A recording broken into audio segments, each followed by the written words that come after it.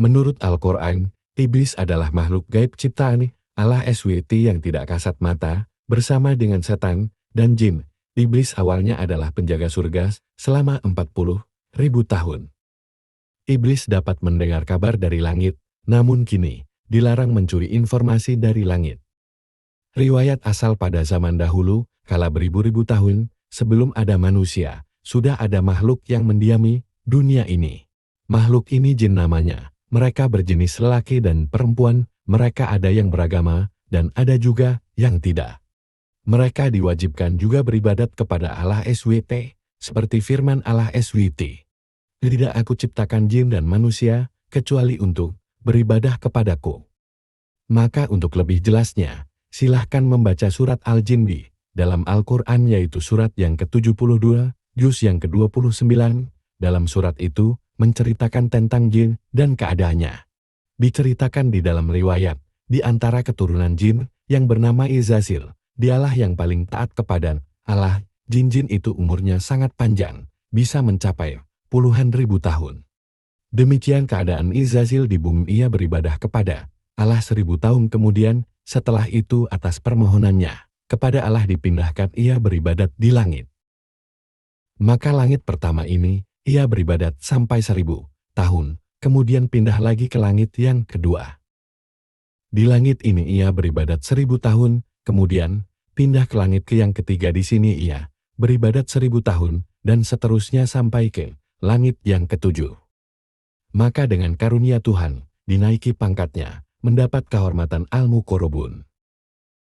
Itulah derajat yang paling tinggi di sisi Allah, baik kepada golongan manusia, atau golongan jin, maupun golongan malaikat. Bahkan Izazil ini, setelah mendapat pangkat Al-Muqarrabun dari sisi Allah, lalu ia diangkat menjadi imam ibadat malaikat-malaikat yang berada di langit.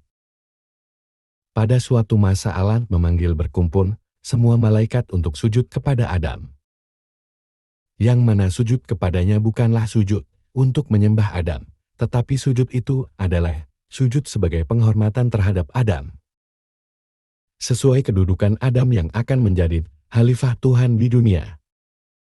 Kemudian semua malaikat sujud, kecuali iblis sendiri yang tidak mau sujud, seperti yang Allah terangkan berturut-turut dalam surah Al-A'raf dari ayat 12 sampai 17. Seketika iblis tidak mau sujud, lalu Tuhan menegurnya, apakah yang mencegah engkau bahwa engkau tidak mau sujud ketika aku perintah engkau? Saya lebih bagus dari dia, karena Tuhan jadikan saya dari api, sedangkan Tuhan jadikan dia dari tanah. Kemudian Allah berfirman, keluarlah engkau dari surga. Tidak pantas engkau begitu sombong di surga ini, keluarlah engkau, betul-betul engkau menjadi orang yang hina. Sebelumnya sebutan iblis ini muncul dalam surat Al-Baqarah, ayat 34 yang berbunyi. Artinya, dan ingatlah ketika kami berfirman kepada para malaikat, sujudlah kamu kepada Adam, maka sujudlah mereka kecuali iblis, ia enggan dan takabur dan adalah ia termasuk golongan orang-orang yang kafir. Dalam kitab tafsir Al-Munir karya Imam An-Nawawi Al-Bantani serta didalilkan dari Hasyiat Asy-Syawi atas tafsir Al-Jalalain. Dalam sejumlah riwayat dikatakan, konon iblis adalah penjaga surga dalam kurun waktu 40.000 tahun. Pernah hidup bersama dengan malaikat selama 80.000 tahun dan tawaf mengelilingi Ars bersama para malaikat selama 14.000 tahun. Pengusiran iblis dari surga itu menyebabkan ia dendam terhadap manusia. Iblis meminta kepada Allah SWT untuk memastikan bahwa manusia benar-benar menjadi insan yang sesat dan penghuni neraka. Allah SWT lalu memberi tenggang waktu kepada iblis untuk menyesatkan manusia dengan memanjangkan usianya. Namun, Allah SWT tidak memenuhi permohonan iblis secara sempurna.